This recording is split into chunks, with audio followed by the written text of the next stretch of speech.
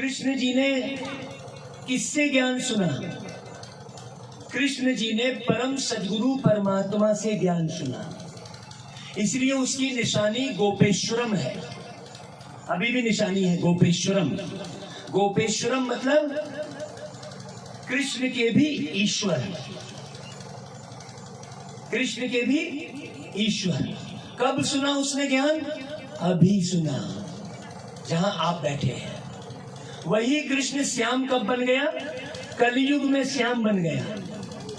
और संगम युग में, जब कलयुग और सतयुग के बीच का जो समय था, उस संगम में, संगम मतलब उस कृष्ण आत्मा ने परमात्मा से संगम किया, माने मिलन किया। कैसे मिलन किया?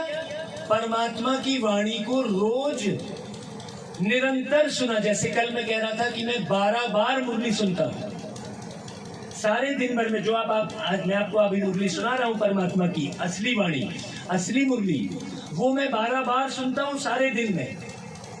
तब मैं बता पाता हूं कुछ। क्यों? क्योंकि सारे दिन में बहुत सारे कार्य व्यवहार रहते हैं, बहुत सारे लोग मिलते जुलते हैं। यदि हम ये अटेंशन नहीं देंगे ज्ञान का, तो वो नया, फिर किसी ने गाली दे दी, वो ठहर जाएगी।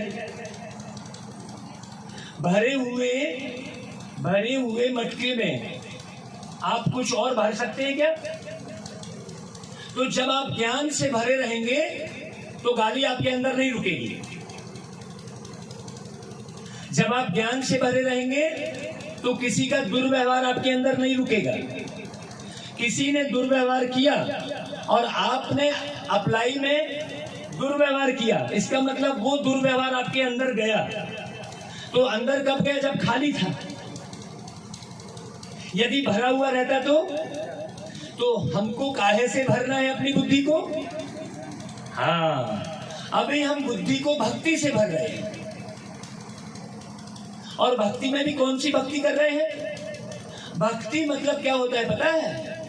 भगवान से सही मिलन मनाने की युक्ति। भक्ति का अर्थ क्या हुआ? भगवान से सही मिलन मनाने की युक्ति।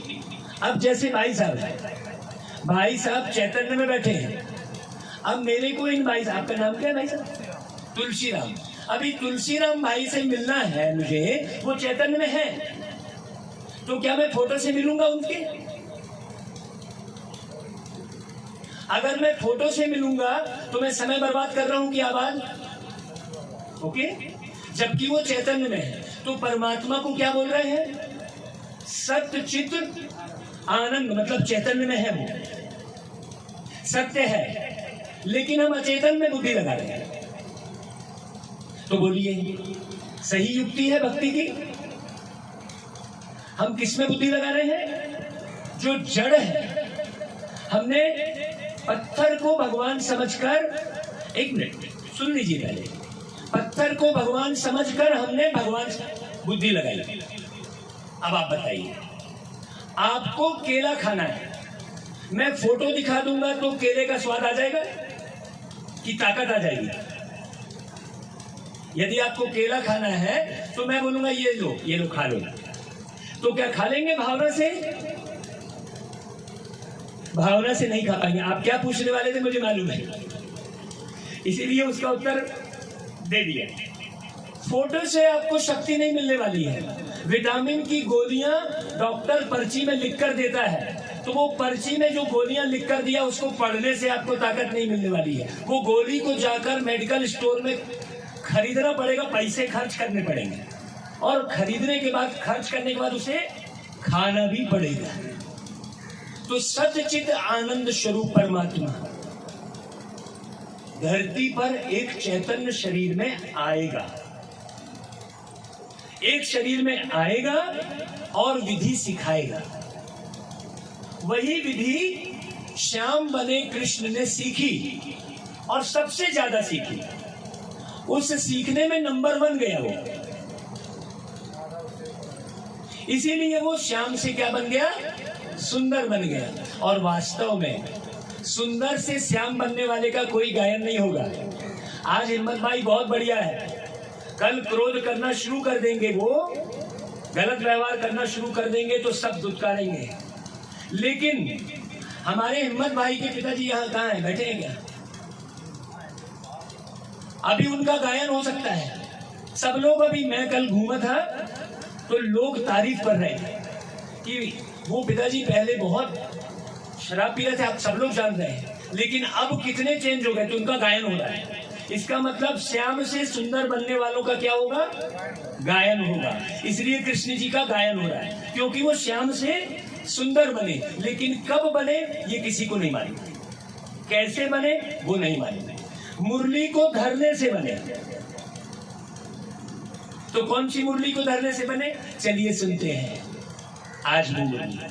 रोज परमात्मा धरती पर आकर ये मुरली चला रहा है, और ये सुंदर वाक्यात गुजरा, इसे हम घटना नहीं कहेंगे, सुंदर वाक्यात गुजरा सन 1936 में, जब तुलसी भाई जैसे बूढ़े तन में वो परमात्मा ने प्रवेश किया।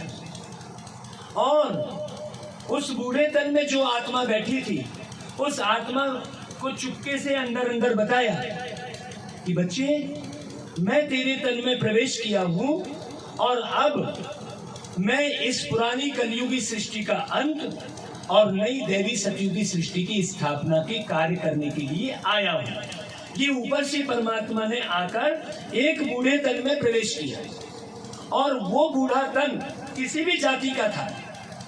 जाति तन की होती है, आत्मा की नहीं। आत्मा, यदि मैं एक आत्मा, ये शरीर नहीं बोल रहा है। कौन बोल रहा है? मैं आत्मा बोल रहा हूं। मैं आत्मा इस शरीर को छोड़कर, यदि मेरा इस शरीर में रहते रहते किसी मुस्लिम नारी से प्रीत हो गई, समझना अच्छे से बात, कोई मुस्लिम कन्या, सुंदर कन्या देखकर मैं आकर्षित हो गया और उसको पाने की चाहत अंदर में गहरी बैठ गई। किसके अंदर बैठी? मुझ आत्मा के अंदर, शरीर के अंदर नहीं। मुझ आत्मा के अंदर उसको पाने की चाहत बैठ गई, और अचानक मेरा एक्सीडेंट में शरीर छूट गया। तब मैं कहाँ जाऊंगा? उस मुस्लिम नारी के पास ही जाऊंगा। तो अब बचा क्या? अब उस मुस्लिम नारी का गर्भ ही बचा। बहुत गहरे से समझा रहा हूं आपको। अब वो जिस नारी पर मैं आकर्षित हुआ था, वो मैं वेट करूंगा, क्योंकि संसार में आने का तरीका ही वही है। गर्भ में एक पिंड तैयार होता है और उस पिंड में हम प्रवेश करते हैं। यही तरीका है, दूसरा कोई तरीका है ही नहीं। तो अब मुझे जो वो मुस्लिम नारी पसंद आई थी, कैसे पाऊंगा उसको? उसके गर्भ में प्रवेश करके। अब मैं इंतजार करूंगा उसके पिंड का, घूमता रहूंगा, क्योंकि मेरी बुद्धि में क्या है? उसी नारी को पाने की चाहत है। तो अब वो नारी मुझे किस रूप में मिल जाएगी? माँ के रूप में मिल जाएगी। वो नारी कौन थी जिस पर आकर्षित हुआ मैं? आत्मा। वो भी आत्मा ही थी। तो अब मैं क्या बन गया? यहां से अभी मैं कहला रहा हूं अनमोल मणि हिंदू, अब मैं क्या बन गया? बोलिए। अब ये ज्ञान नहीं होने के कारण धर्म की लड़ाई है। अगर ये ज्ञान सब तरफ अच्छे से फैला दिया जाए तो लड़ाई खत्म होगी कि नहीं होगी? तुलसी भाई, सब नहीं मान रहे, तुलसी भाई मानना शुरू कर दे। आपका नाम क्या है? अतर सिंह। सब नहीं मान रहे, अतर सिंह मानना शुरू कर दे। सब नहीं मान रहे, हिम्मत भाई मानना शुरू कर दे। मैं सबको कब तक देखूंगा? सब खाना नहीं खाए, मैं छोड़ दूंगा खाना? मैं तो अपने खाने का ख्याल पहले रखूंगा ना। तो जो सब नहीं कर रहे हैं उसे मैं करना शुरू करूं। तो बताइए कौन कौन मैं शुरू करेगा? जरा हाथ खड़ा कीजिए, जरा जोश में खुशी से बोलिए कि मैं रोज मुरली सुनूंगा। बोलिए जोश से। ओके तुलसी भाई, पक्का हो गया? अब रोज मुरली सुनेंगे। हाथ नीचे कर लीजिए, क्योंकि जब तक आप रोज नहीं सुनेंगे, उसी को कहते हैं रमजान। RAM क्या हुआ? राम। और JAN क्या हुआ? जान। माने राम को जान। कैसे राम को जान? रमजान में ही रोजा रखते हैं। रोज आ रोजा। देखिए, रोज आकर राम को जान, रमजान में ही रोजा रखते हैं। हर धर्म में बहुत सुंदर प्रवृत्ति है, लेकिन सब प्रथा में चले गए। सबने क्या कर दिया? अब उन्होंने क्या प्रथा बना दी? मेरा प्रवचन मस्जिद में भी हुआ है। मुस्लिम धर्म के भाइयों ने स्पेशल सम्मान के साथ बुलाया और हमने उनसे बोला, जरा अच्छे से समझना, मैं पूरी बात मुरली की ही कर रहा हूँ, नहीं तो कई भाइयों को ये लगता है 12 तारीख की मुरली नहीं सुनाई। मुरली ही सुना रहा हूँ भाई, अच्छे से समझना। हमारी किताब निकली थी दिल्ली से, उसमें कृष्ण जी की तस्वीर चली, तो कुछ भाई लोग बैठे थे। अब मैं मुस्लिम और हिंदू इस नजर से तो देखता ही नहीं, तो मैं तो नहीं पहचान पाया कि कौन बैठे हैं यहाँ पर। ऐसे ही बैठे थे ग्रुप में, हम वहां गए, हमने कहा भैया ये किताब पढ़ना जरा। तो उन्होंने बोला नहीं नहीं, ये हमारी किताब कोई काम की नहीं है। बोले क्यों? बोले इसमें आपका कृष्ण छपा है, मतलब कृष्ण सबका बाप नहीं है। ओके, जो सबका बाप है वही परमात्मा कहलाएगा, मतलब कृष्ण परमात्मा नहीं है। यदि कृष्ण परमात्मा होता तो वो आत्मा भी पहचानती। उसने क्या बोल दिया कि भैया कृष्ण। हमने कहा आप कौन हैं? बोले हम लोग मुस्लिम धर्म के हैं, आप नहीं पहचाने? हमने कहा टोपी नहीं लगाई आप लोगों ने इसलिए नहीं पहचाना भाई, क्योंकि आपकी निशानी तो एक विशेष टोपी है। बोले हम लोग मुस्लिम धर्म के हैं। हमने कहा आपका मुस्लिम धर्म का धर्मपिता कौन है? तो उन्होंने बोला हजरत मोहम्मद पैगंबर, मतलब हजरत मोहम्मद पैगंबर ने आपके धर्म की स्थापना की। तो मेरे मीठे भाइयों, मैंने उनसे बोला बहुत प्यार से, मैंने कहा कि हजरत मोहम्मद पैगंबर ने धरती पर आकर जन्म लेकर आपके धर्म की स्थापना की, तो इसका मतलब जहां जन्म लिया होगा वो मुस्लिम धर्म में नहीं होगा ना। जन्म लेने के बाद तो स्थापना की होगी, नहीं होगा ना। वो बात उनको गहरे बैठ गई। बोले हाँ ये बात तो सही है। मैं बोला जब आपका धर्मपिता मुस्लिम धर्म का नहीं है तो आप कैसे हो गए? क्योंकि उसने जन्म लिया होगा तो कहां जन्म लिया होगा? उस समय तो मुस्लिम धर्म नहीं होगा ना। जन्म लेने के बाद बहुत लंबे समय तक, बचपन से पैदा होते ही थोड़ी वो धर्म का प्रचार करने लग गया होगा। जब वो समझदार हुआ होगा, बड़ा हुआ होगा, तो उतने बरस तक वो कौन से धर्म में था? तो जिस धर्म में जन्म लिया वो उसी धर्म का कहलाएगा कि नहीं कहलाएगा? आपने बंजारा कुल में जन्म लिया तो आप बंजारा कहला रहे हैं। उनको बात गहरे बैठ गई। फिर उन लोगों ने कहा कि भाई साहब आप हमारे मस्जिद में चलिए और ये बात सबको बताइए ताकि ये धर्म भेद की लड़ाई खत्म हो। सोचिए, तो हमको ये बात समझनी है हम कौन है? सब एक स्वर में बोलिए, आत्मा है। आप कौन है भैया? आत्मा। सही परिचय क्या है आपका? आत्मा। तुलसी तो आपका नाम बाद में पड़ा, जब आप जन्म लिए थे तब कोई नाम था क्या? ओके, मतलब आप तुलसी नहीं है। तुलसी नाम से बुलाने के लिए आपको, जैसे प्लास्टिक की सामग्री मग्गा, वो मग्गा थोड़ी है, वो है प्लास्टिक।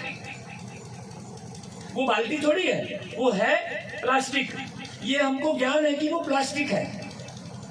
बाल्टी पहचान के लिए बुला रहे हैं, लेकिन वास्तव में वो क्या चीज है? प्लास्टिक है। तो हमें ये ज्ञान है कि वो प्लास्टिक है, तो उसके साथ लोहे के जैसा व्यवहार हम नहीं करेंगे। उसी प्रकार हमको ये ज्ञान हो जाएगा कि तुलसी भाई एक आत्मा है, तो अंदर आत्मीयता आएगी कि नहीं आएगी? आज आत्मीयता क्यों खत्म हो गई है बहनों माताओं? क्योंकि आत्मा का ज्ञान नहीं है। आत्मीयता बढ़ाने के लिए कौन सा ज्ञान बढ़ाना पड़ेगा? आत्मा का ज्ञान बढ़ाना पड़ेगा, ना कि राम कृष्ण और बजरंगबली और गणेश जी का ज्ञान। सोचिए, ना कि हजरत मोहम्मद पैगंबर और ईसा मसीह का ज्ञान। मैं स्पष्ट सबके, हर धर्म के गया हूँ, चर्च में भी गया हूँ, बुलाया गया स्पेशल कि नहीं ये एकदम राइट बात बोलते हैं। हम किसी धर्म की बुराई नहीं करते, राइट वे में ले चलते हैं। ईसाई धर्म का बाइबिल हमने पढ़ा पूरा, बाइबिल के नए नियम में बाइबिल के यही आत्मज्ञान समाया हुआ है। नया नियम सबसे लास्ट में है, उसके पहले पूरी कथा कहानी है बाइबिल में। कुरान में भी ऐसा ही है। सबने क्या कर दिया, कथा कहानी कर दी। अब जैसे मैं अनमोल मणि, अब मैं आपको परमात्मा का ज्ञान सुना रहा हूँ, अब आपने किसकी कथा कहानी गढ़ना शुरू कर दी, अनमोल मणि की कर दी। जो अनमोल मणि ने परमात्मा का ज्ञान बताया वो एक किनारे चला गया। अब अनमोल मणि का जन्म कहाँ हुआ, उसके पिताजी कौन थे, आपके जैसे कई लोग मेरे से पूछते हैं महाराज जी आपके कितने बच्चे, तो मैं बोलता हूँ क्यों शादी करनी है क्या। सोचो, हम हिस्ट्री किसकी जानते हैं, आत्मा की हिस्ट्री न जानकर हम शरीर की हिस्ट्री जमा करते बैठे रहते हैं। इसके शरीर की हिस्ट्री, उसके शरीर की हिस्ट्री, आत्मा की हिस्ट्री जानना है। परमात्मा आकर आत्मा की हिस्ट्री बताता है। अभी आत्मा की हिस्ट्री क्या है, अभी का समय क्या है, ये परमात्मा बोल रहा है। अब परमात्मा क्या बोलता है, मीठे बच्चे। क्या बोला भगवान ने, किसको बोला, आत्मा को। देखो समझ में आ गया भाई, किसको बोला, आत्मा को। अब भगवान शरीर नहीं देख रहा है, जब भगवान शरीर नहीं देख रहा है तो आपको भी शरीर नहीं देखना है। कृष्ण क्या है, एक शरीर है, राम एक शरीर है। भगवान कहता है मीठे बच्चे इस समय, अब भगवान आकर समय की पहचान दे रहा है। क्या पहचान दे रहा है, इस समय बूढ़े बच्चे जवान सबकी वानप्रस्थ अवस्था है। क्या संदेश दे रहा है भगवान धरती पर आकर, सबकी, माने शरीर की आयु के हिसाब से नहीं बोल रहा है।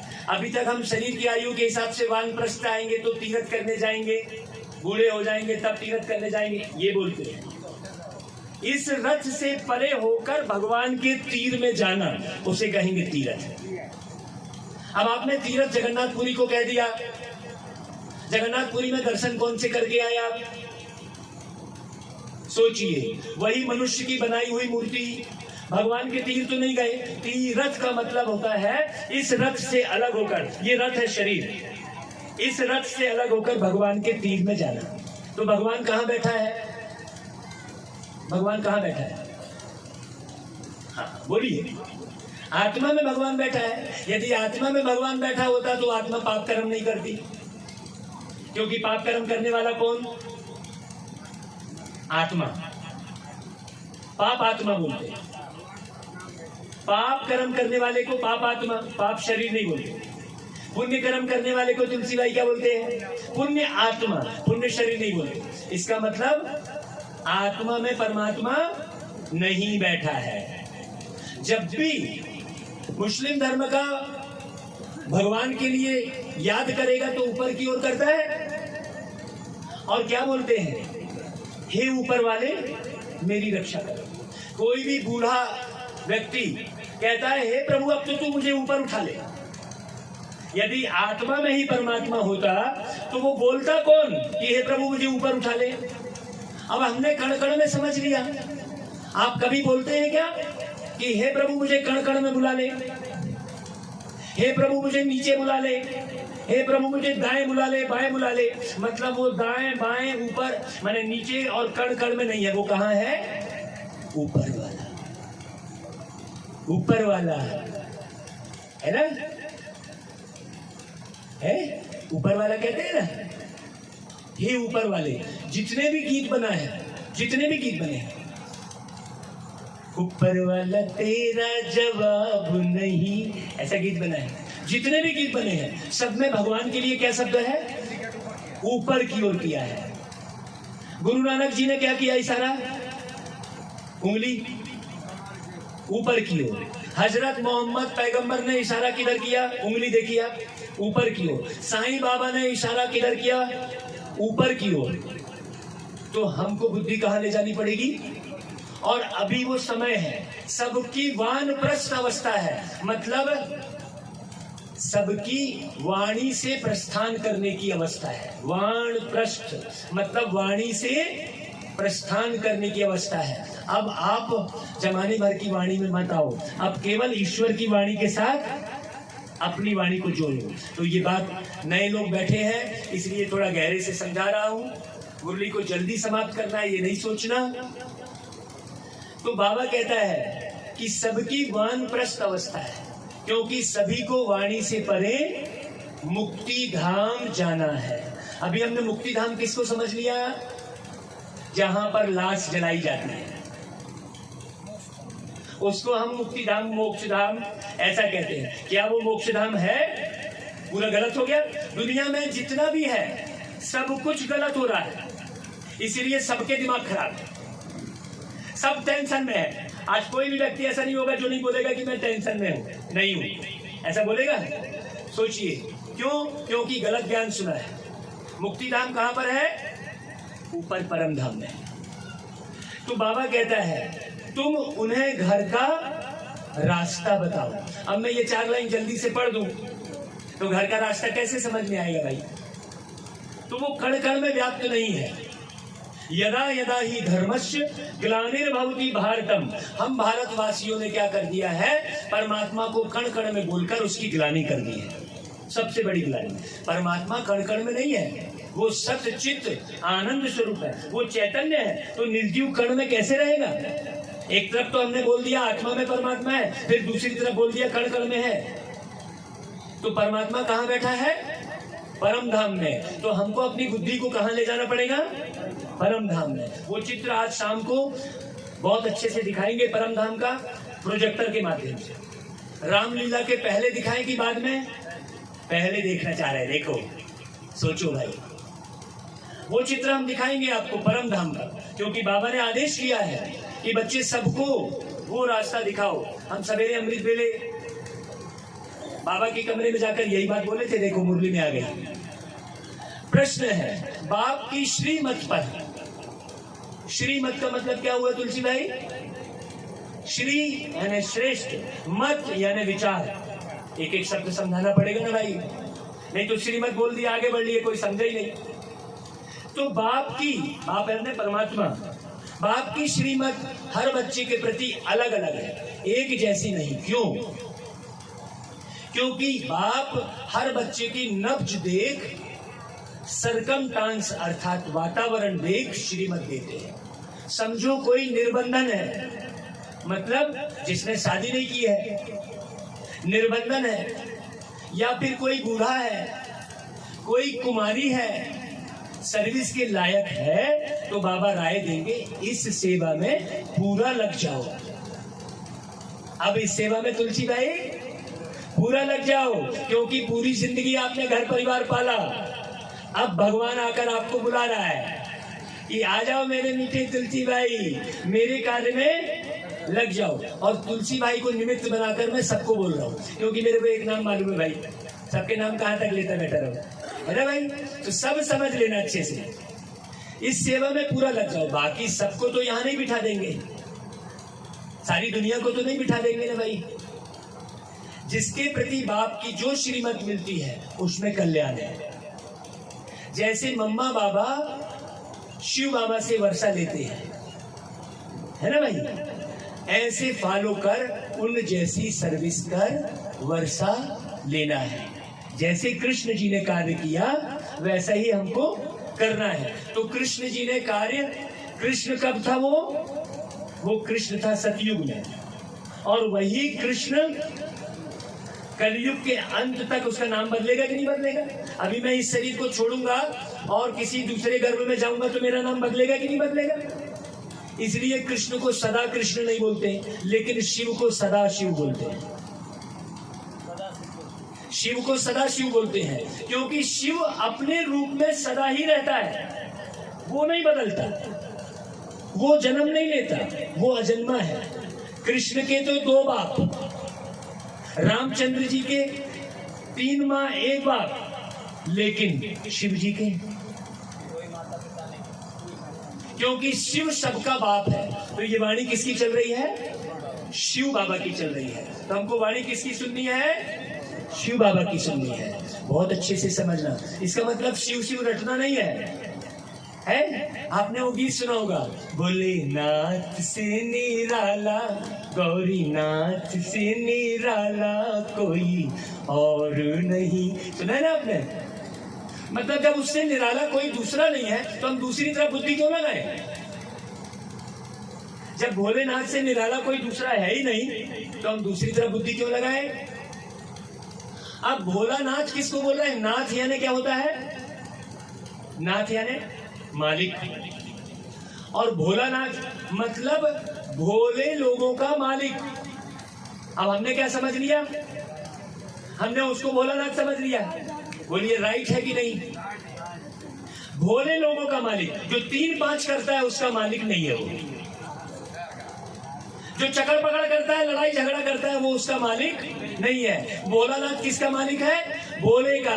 जैसे हमारे सच्चे सीधे, मैं तो भाई जितने दिन से देख रहा हूं, अभी 4 दिन से, इसलिए आप मत सोचना कि हिम्मत भाई का नाम ले दिया। हमारे हिम्मत भाई सच्चे सीधे भोले। फोन पर ही समझ गया था मैं। जैसे ही हिम्मत भाई ने बोला कि भाई जी हम आपकी मुरली सुनते हैं रोज, और मुरली सुनकर हम प्रभावित हुए हैं, तो आपको हमारे बंजारा ग्राम में आना है।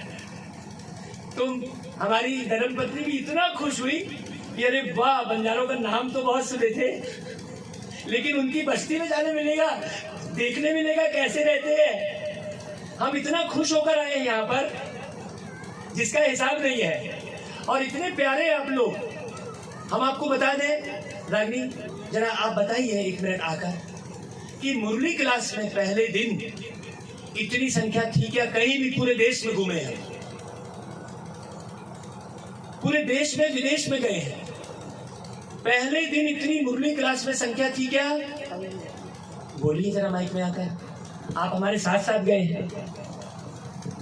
हम लोग मतलब भारत के कई राज्यों में गए हैं, लेकिन इतने अधिक लोग मुरली में कभी आज तक नहीं बैठे। ये बहुत खुशी की बात है। और हम लोगों को वही लग रहा था कि बंजारा समाज के बारे में बहुत सुने थे, और बंजारों को देखते थे तो लगता था इनका रहन सहन कैसा होगा, क्या नहीं। तो यहाँ आके देखे, और आप लोगों का उमंग उत्साह भी इतना अधिक है कि इतने सवेरे 5 बजे से वाकई में आज तक कभी इतनी भीड़ कभी भी नहीं रही। इसका आप लोग का बहुत बहुत शुक्रिया, बहुत बहुत धन्यवाद, भगवान का बहुत बहुत धन्यवाद। आप लोग तालियां बजाइए अपने लिए। आपको मालूम नहीं आप कितने प्यारे हैं भाई। मुझे तो आप बहुत प्यारे लग रहे हैं। मेरे प्रेम के आंसू बह रहे हैं किनारे से। मुझे इतना आनंद आ रहा है। मैं आपके प्यार में, मुझे वो गीत याद आ रहा है, हम बंजारों की बात मत पूछो जी, जो प्यार किया तो प्यार किया। इतने प्यारे आप लोग। मैं प्यार में भर की मुरली सुना रहा हूं आपको, आंसू आ रहे हैं मेरे। तो आप लोग प्यार करेंगे ना भाई? ये भूल जाएंगे आप? तो बाबा क्या बोलता है देखो, भोलेनाथ से निराला कोई और नहीं, उस भोले बाबा की मुरली। ओम शांति। मीठे मीठे सिकिलदे बच्चों ने गीत सुना। क्या बोला बाबा ने? मीठे मीठे सिकिलदे। सिकिलदे का मतलब क्या होता है बताओ हिम्मत भाई? बिछड़ा हुआ बच्चे। बाबा से गीता में इसका वर्णन है, आत्मा परमात्मा अलग रहे बहुकाल। अब बताओ आत्मा ही परमात्मा कैसे हो गई तुलसी भाई? या हमारे अंदर ही परमात्मा बसा है? रॉन्ग हो गया ना? एक बार में समझ में आया। देखो पहली बार बैठ रहे हैं। तो आत्मा परमात्मा अलग रहे बहुकाल। तो जब वो परमात्मा नीचे आता है ना, तो इतना प्यार लुटाता है वो। हमने उसका प्यार पाया है। बार बार उसके प्यार में डूबकर हमारे आंसू आ जाते हैं। असुवन से अखियां भीग गई हैं बाबा तेरी याद में, तेरे ही गीतों की धुन बन रही है बाबा हर एक साज में। ओ तो मीठे मीठे सिकिलधे बच्चों ने गीत सुना। बाबा किसका है? भोलों का बाबा है। शिव को भोलानाथ कहा जाता है। और यह जो डमरू बजाते हैं उनको शंकर कह देते हैं। अब यहाँ पर भी समझ में है, मुरली में पूरी प्रदर्शनी चल रही है। मुरली में आप अलग से और कहाँ प्रदर्शनी समझाने जाओगे? अब तुलसी भाई और सब भाई, तुलसी भाई को लेकर मैं सबको बोल रहा हूं कि शंकर और शिव एक नहीं है। शंकर और शिव अलग अलग है, लेकिन सारी दुनिया शंकर को ही शिव समझ बैठी है। सोचिए, है कितनी बड़ी भ्रांति है। शंकर है आकारी देवता, ग्रंथ बोल रहा है, कोई संस्था नहीं बोल रही है, ग्रंथ बोल रहा है शंकर देवाय नमः, माने शंकर एक देवता है, और शिव परमात्माय नमः मतलब शिव एक परमात्मा है। स्पष्ट है। शंकर है तपस्वी और शिव है तपस्या का फल देने वाला। शंकर किसकी तपस्या कर रहा है? शिव की तपस्या कर रहा है। गलत गलत ज्ञान सुने हैं हमने, अब गलत ज्ञान को छोड़िए। चाहे आप पंडित हैं, चाहे आप व्यापारी हैं, गलत ज्ञान को छोड़िए। मैं सबसे हाथ जोड़कर विनती कर रहा हूं, क्योंकि जब तक सत्य ज्ञान की तरफ अग्रसित नहीं होंगे तब तक सुख नहीं मिलेगा। आप सुख के लिए भटकते रहेंगे। तो बाबा कहता है, लोग शंकर कह देते हैं। यहाँ कितने आश्रम हैं जहाँ वेद शास्त्र उपनिषद आदि सुनाते हैं। यह भी जैसे डमरू बजाते हैं, बस डमरू बजा दिया और डमरू की आवाज सुन ली, क्या मिला आपको? ढोलक की आवाज सुन ली, क्या मिला? ज्ञान मिला क्या? नहीं मिला। कितने आश्रम हैं जहाँ मनुष्य जाकर रहते भी हैं, परंतु एम ऑब्जेक्ट अर्थात लक्ष्य कुछ भी नहीं है। लक्ष्य है क्या? सारे के सारे आश्रम भटक रहे। सोचो, यहाँ आपको लक्ष्य दिया जा रहा है। समझते हैं गुरु लोग हमको वाणी से परे शांति धाम ले जाएंगे, लेकिन कोई गुरु, वो गुरु खुद ही चला गया शरीर छोड़ के। वो गुरु खुद ही चला गया, वो गुरु नहीं जाता, क्योंकि वो अशरीरी है। उसको शिवलिंग के रूप में पूज रहे हैं, माने नाक कान आंख मुख कुछ भी दिखाई नहीं दे रहा है, मतलब उसका अपना कोई शरीर नहीं है। तो जिसका शरीर नहीं है वही साथ देगा, वही आपको हर पल साथ देगा। अब जो गुरु खत्म हो गया वो क्या देगा साथ?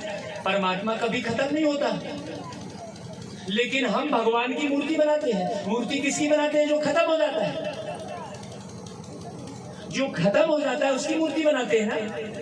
और हम भगवान की मूर्ति बना रहे हैं, मतलब भगवान को हम खत्म हो गया बोल समझ रहे हैं। सोचो, जरा गहरे से समझना। तो इस विचार से जाकर रहते हैं कि यहाँ ही प्राण त्याग है, परंतु वापिस तो कोई जा नहीं सकता वापिस परम धाम, क्योंकि परम धाम का किसी को परिचय है ही नहीं। उसने तो कण कण में भगवान समझ लिया है, तो परम धाम जाएगा कैसे? वो खुद ही बोल रहा है कण कण में भगवान है। तो जब शरीर से छोड़ेगा, जब शरीर छोड़ेगा तो परम धाम जाएगा क्या?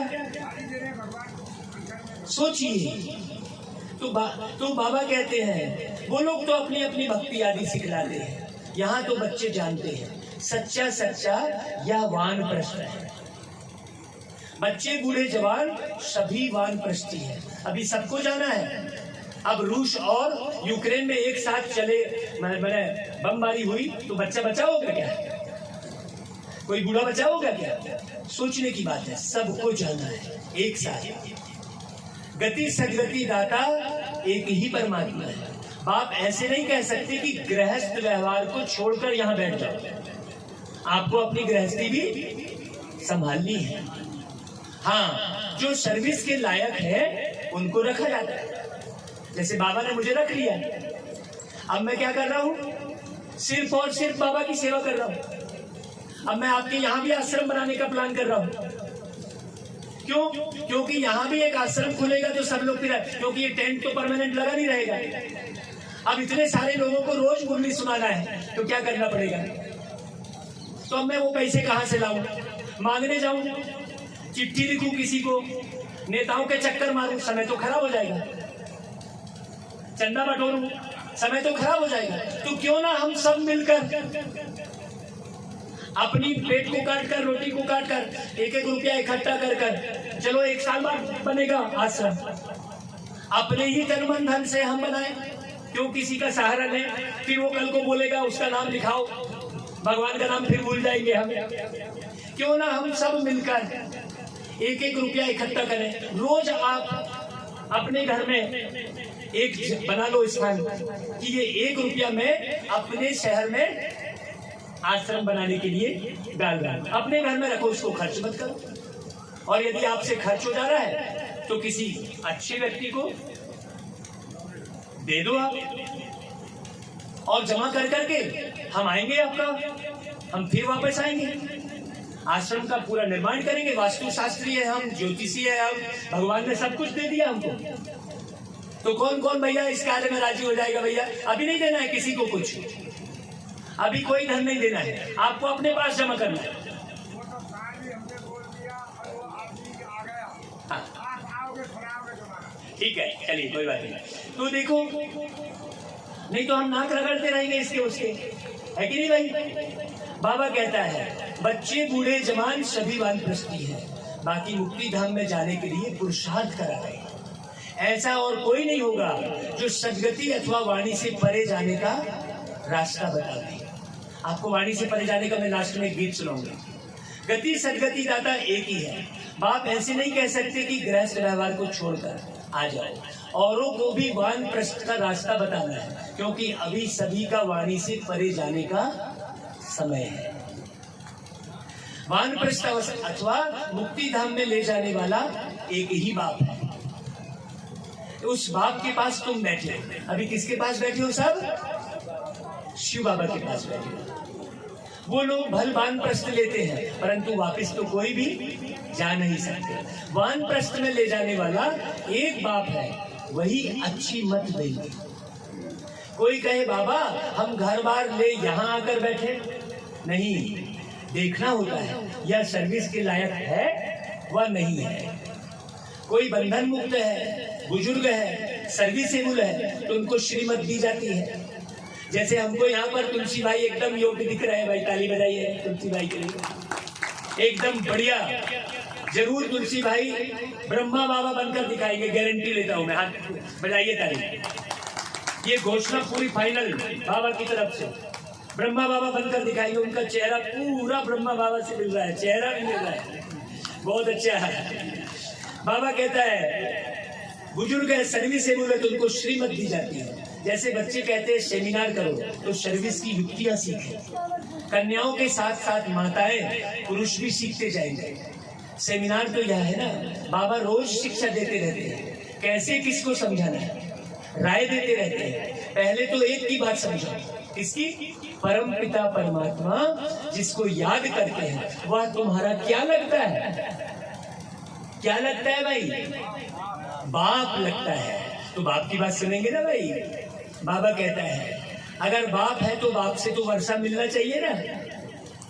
तुम तो बाप को जानते ही नहीं हो, कह देते हो सब में भगवान है, कण कण में भगवान है, फिर तुम्हारा क्या हाल होगा?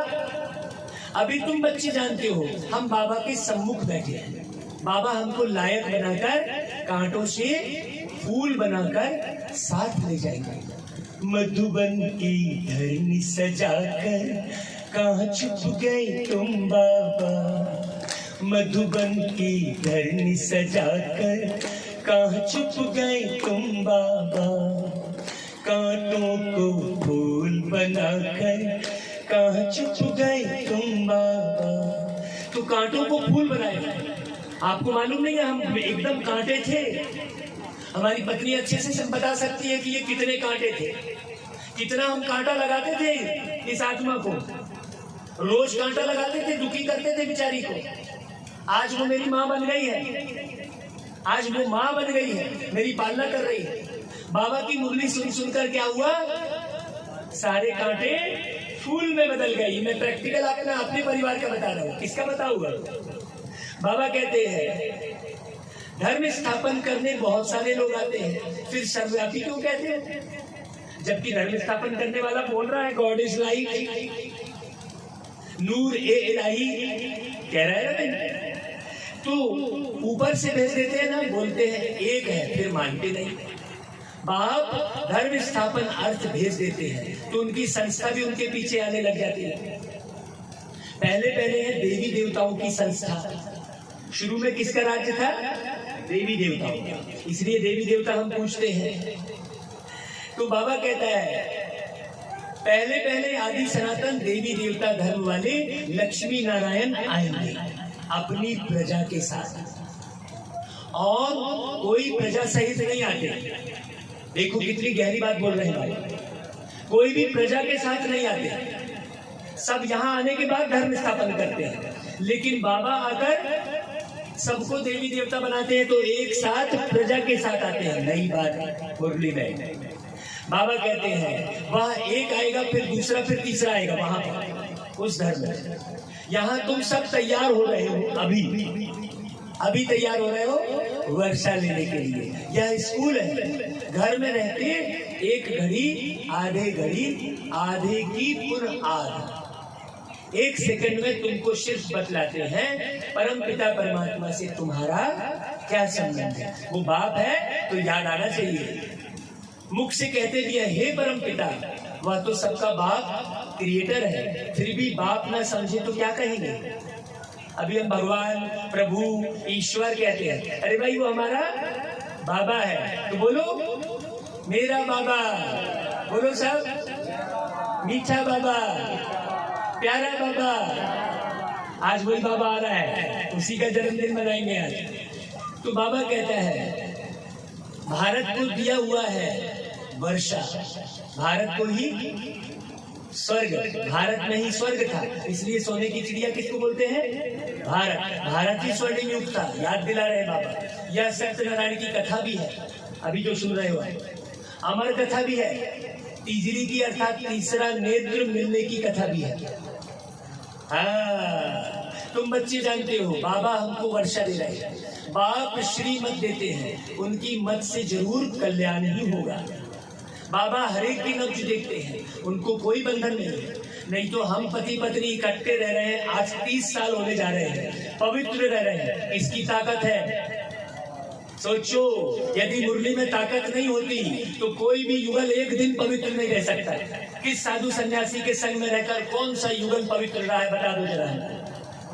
और हम आपके सामने में मिसाल खड़े हैं, इसलिए हम धर्म पत्नी को साथ में लेकर जाते हैं कि हम प्रत्यक्ष करेंगे बाबा को कि देखो बाबा की शक्ति हमारे बीच काम कर रही है। नहीं तो काम पर जीत पाना बूढ़े के वश में भी नहीं है। 80 साल का बूढ़ा भी काम विकार में जाकर अपने आप को काला कर ले रहा है, कर रहा है कि नहीं, तो सोचने की बात है। तो बाबा कहता है तीसरा नेत्र मिलने की कथा तुम बच्चे जानते हो। बाबा हमको वर्षा दे रहा है, बाप श्रीमत देते हैं, बाबा हरेक की नब्ज देखते हैं, उनको कोई बंधन नहीं है, बाबा को कोई बंधन नहीं है।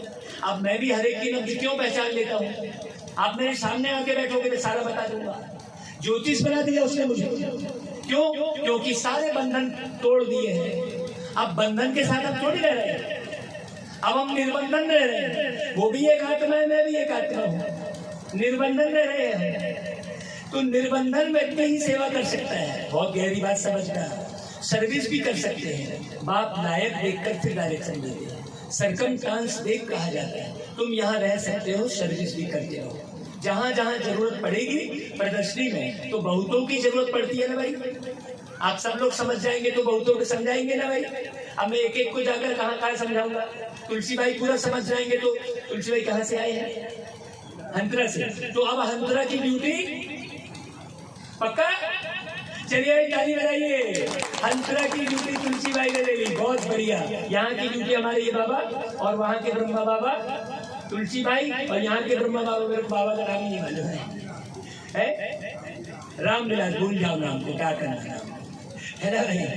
बाबा कहता है सबको शिक्षा मिलती रहती है, यह है पढ़ाई। भगवान उवाच, भगवान कहा जाता है किसको, निराकार। तुम आत्माएं उनके बच्चे हो, कहते हो वो गॉडफादर, तो उनको फिर सर्वव्यापी थोड़ी कहेंगे भाई। जब गॉडफादर कह रहे हैं तो सर्वव्यापी थोड़ी कहेंगे। लौकिक बाप सर्वव्यापी है क्या? सब में बाप आप अपने पिताजी को कुत्ते में देखेंगे क्या? तो फिर उस पिता को कैसे कुत्ते में देख रहे हैं? सोचने की बात है। जब हम अपने पिता को कुत्ते में नहीं देख सकते तो उस पिता को हम कुत्ते, बिल्ली, भेड़, बकरी सब में देख रहे हैं। सोचो कितनी बड़ी गलतफहमी है। सोचो अभी तक आपको क्या सिखाया लोगों ने। तो बाबा कहता है हमको आंसू आ जाते हैं भाई कि कैसे लोग भटक रहे हैं। बाबा मैं कैसे सबकी बुद्धि खोलूं, ये एक तड़प रहती है अंदर। बाबा कहते हैं तुम बच्चे जानते हो, बच्चे पतित पावन तो एक ही परमात्मा है। लौकिक बाप जब सर्वव्यापी नहीं है तो वो कैसे हो गया? गाते भी हो पतित पावन बाप, तो जरूर यहाँ आकर पावन बनाएंगे ना, ऊपर बैठकर थोड़ी पावन बना लेंगे। तो तुम बच्चे जानते हो पतित से पावन बन रहे हैं। बाप कहते हैं मेरे 5000 वर्ष बाद फिर से आकर मिले हुए बच्चे, तुम फिर से वर्षा लेने आए हो। जरा प्यार भर रहा है बाबा के लिए। जानते हो राजधानी स्थापन हो रही है, जैसे मम्मा बाबा शिव बाबा से वर्षा लेते हैं, हम भी उनसे लेते हैं। फॉलो करो, मम्मा बाबा जैसी सर्विस भी करो। मम्मा बाबा नर से नारायण बनने की कथा सुनाते हैं, हम फिर कम क्यों सुने, हम पूरा पूरा क्यों नहीं सुने भाई। जानते हो वही सूर्यवंशी फिर चंद्रवंशी भी बनेंगे, बाद में तो नीचे ही उतरेंगे। तो अभी चढ़ जाओ भैया, नहीं तो सतयुग के बाद फिर त्रेता नीचे उतर जाएंगे, फिर द्वापर और नीचे उतरेंगे, फिर कलयुग और नीचे आ जाएंगे। तो नीचे तो आओगे ही आप, चढ़ने के लिए तो बाबा ही आकर ऊपर चढ़ा रहा है। तो बाबा कहता है समझ तो है ना, बगैर समझ स्कूल में कोई बैठ ना सके। बाबा श्रीमत देते हैं, हम जानते हैं इनमें तो बाबा की प्रविष्टा है, नहीं तो प्रजापिता कहाँ से आया। ब्रह्मा तो सूक्ष्मतनवासी है, प्रजापिता तो यहाँ चाहिए ना। बाप कहते हैं ब्रह्मा द्वारा मैं स्थापना करता हूँ, किसकी, ब्राह्मणों की। ब्राह्मण का मतलब कोई शरीर की जाति नहीं, ब्राह्मण मतलब पूरे ब्रह्मांड की सोचने वाला, केवल अपनी नहीं सोचने वाला। हाँ, इस ब्रह्मा में प्रवेश करता हूँ। इसलिए आप लोग गाते हो कि बूढ़ा ब्राह्मण बन कर कंचन महल कियो, मतलब बूढ़े तन में प्रवेश करके लौह युग, कंचन यानी सोना। अभी कलयुग कौन सा युग है, यहाँ लोहे के सिक्के चल रहे हैं, सोने के तो नहीं चल रहे ना। पहले कभी सोने के सिक्के चल रहे थे, पहले सोने की थाली में खाते थे, अभी लोहे की थाली में खा रहे हैं। तो ये लौह युग को परमात्मा क्या कर देता है, कंचन महल, महल मतलब कोई एक महल थोड़ी, ये पूरी दुनिया को क्या कर देता है, स्वर्णिम दुनिया बना देता है बूढ़े तन में प्रवेश करके। बहुत अच्छे से समझना, तुम आत्माएं भी शरीर में प्रवेश करती हो ना, वैसे मैं भी प्रवेश करता हूँ भाई। मुझे कहते हैं ज्ञान का सागर, तो हम निराकार ज्ञान कैसे सुनाऊं। कृष्ण को तो ज्ञान का सागर नहीं कहेंगे, कृष्ण एक आत्मा है, बहुत जन्मों के अंत में ज्ञान लेकर फिर कृष्ण बनी है, अभी नहीं है। तुम जानते हो भगवान द्वारा राजयोग सीख देवी देवता स्वर्ग के मालिक बने हैं। बाप कहते हैं कल्प कल्प तुमको राजयोग सिखाता है, पढ़ाई से राजाई मिलती है, तुम राजाओं का राजा बनेंगे। तुम्हारी एम ऑब्जेक्ट ही यह है, क्या बनना, राजाओं का राजा। तुम आए हो फिर से सो सूर्यवंशी देवी देवता बने।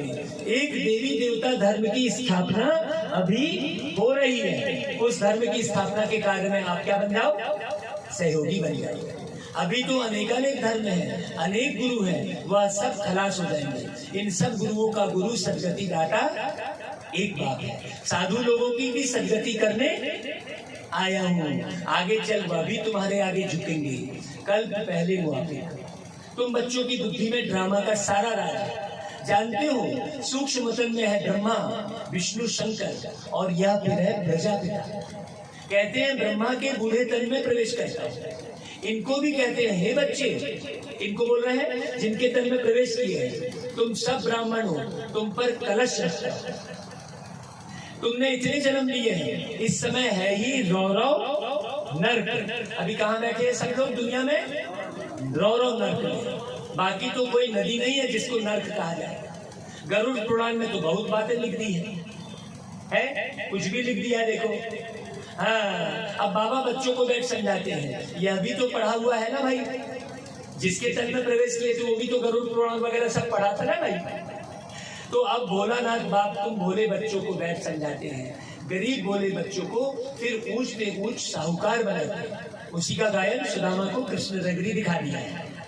बाबा कहता है तुम जानते हो सूर्यवंशी मालिक बनते हैं, फिर आहिस्ते आहिस्ते गिरते गिरते क्या हो गए। कैसा वंडरफुल खेल है।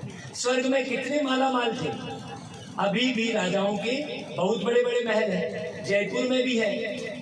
अभी ऐसे ऐसे महल है तो आगे वाले पता नहीं कैसे होंगे। सोचो, गवर्नमेंट हाउस ऐसे नहीं बनते हैं, राजाओं के महल बनाने का भक्का ही अलग है।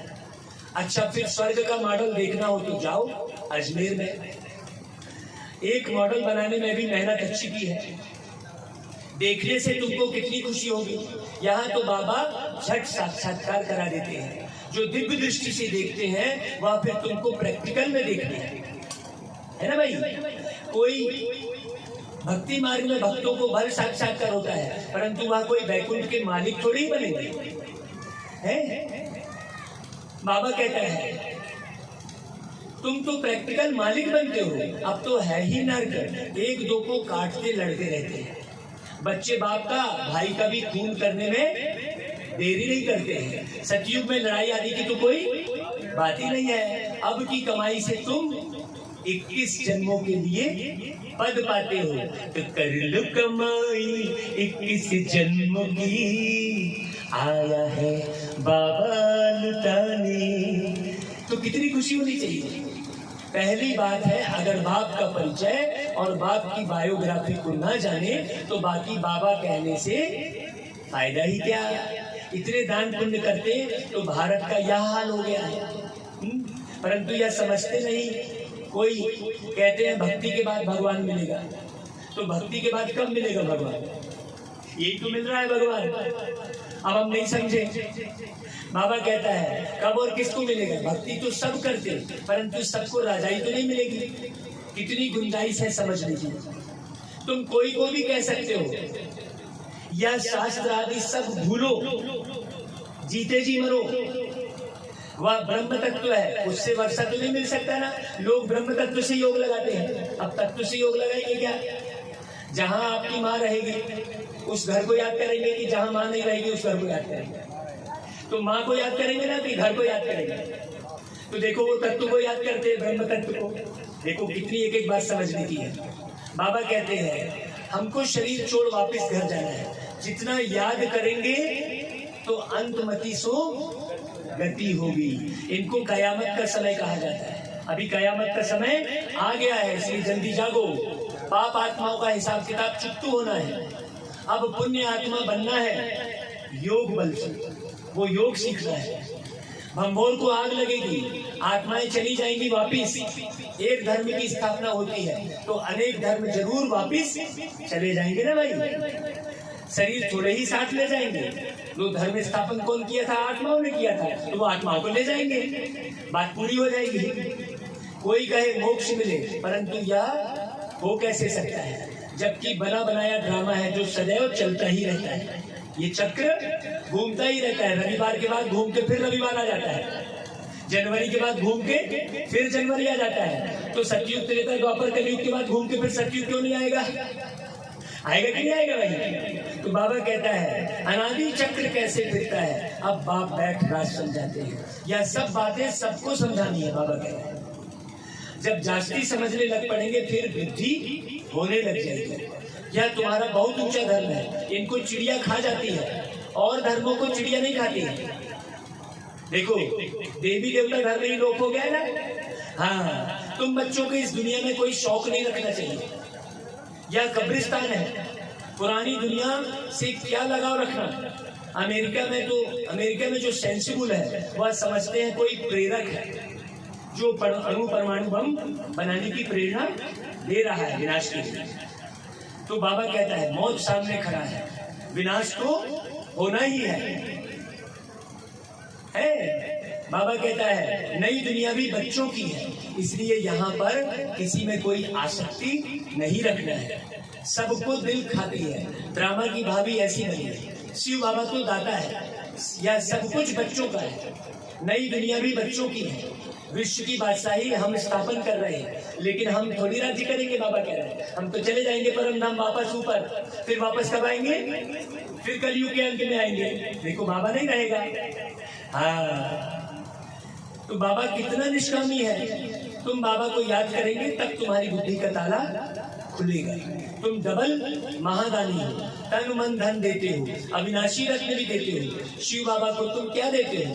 करनी घोर को देते हैं ना। ईश्वर समर्पणम, तो ईश्वर भूखा है क्या? तुम ईश्वर को खिला रहे हो? सोचो, वह कृष्ण अर्पणम कहते हैं। दोनों को भिखारी बना दिया है। वह तो दाता है ना भाई। अच्छा, बाबा फिर याद प्यार देते हैं। सब लोग बोलो भाई, बोलो शिव भाई। मीठे मीठे सिकिल दे बच्चों प्रति, माता पिता बाप दादा को बोलो। बच्चों को नमस्ते, हम रूहानी बच्चों की रूहानी बाप को नमस्ते। अभी धारणा के लिए मुख्य सार, पूरी मुरली चली, अभी सार क्या उठाना है? पुरानी दुनिया की किसी भी चीज में लगाव नहीं रखना है। इस दुनिया में किसी भी बात का शौक नहीं रखना है, क्योंकि यह कब्रिस्तान होने वाली है। अच्छे से सुन लेना भाई। दूसरी पॉइंट, अब नाटक पूरा होता है, हिसाब किताब चुकतू कर घर जाना है। इसलिए योग बल द्वारा पापों से मुक्त हो पुण्य आत्मा बनना है, डबल दानी बनना है। अच्छा वरदान, सब अपने अपने सर पे हाथ रख लो, और जो हम यहाँ से बोलेंगे उसे जोर से रिपीट करना, तेज आवाज में। खुशी की खुराक द्वारा मन और बुद्धि को शक्तिशाली बनाने वाले अचल अडोल भव। फिर से बोलेंगे एक बार, खुशी की खुराक द्वारा मन और बुद्धि को शक्तिशाली बनाने वाले अचल अडोल भव। वाह बाबा वाह, वाह मेरा भाग्य वाह। ठीक है, सदा यही खुशी के गीत गाते रहो। हाथ नीचे कर लो, वरदान पूरा हो गया। खुशी सबसे बड़ी खुराक है। खुशी जैसी कोई खुराक नहीं है। जो रोज खुशी की खुराक खाते हैं वे सदा तंदुरुस्त रहते हैं, कभी कमजोर नहीं होते। इसलिए खुशी की खुराक द्वारा मन और बुद्धि को शक्तिशाली बनाओ, तो स्थिति शक्तिशाली रहेगी। ऐसी शक्तिशाली स्थिति वाले सदा ही अचल अडोल रहेंगे। मन और बुद्धि को अनुभव की सीट पर सेट कर दो। ठीक है, ठीक है भाई। अभी स्लोगन सुनेंगे और हमारी रागिनी गीत निकालेगी। आंसू दे दो, आंसू मुझे, सारे आंसू मुझे तुम दे दो, क्योंकि खुशी वाली बात वरदान में मिली है। तो वो गीत हम 4 लाइन बस सुनाएंगे, समय की सीमा है। 6:15 बजे 6:20 पे मुरली शुरू की थी। मुरली में 1 घंटा पूरा लगता है, तो 7:15 बजे। तो स्लोगन सुनिए, मन और बुद्धि को अनुभव की सीट पर सेट कर दो, तो कभी अपसेट नहीं होंगे। अच्छा भाई, ओम शांति।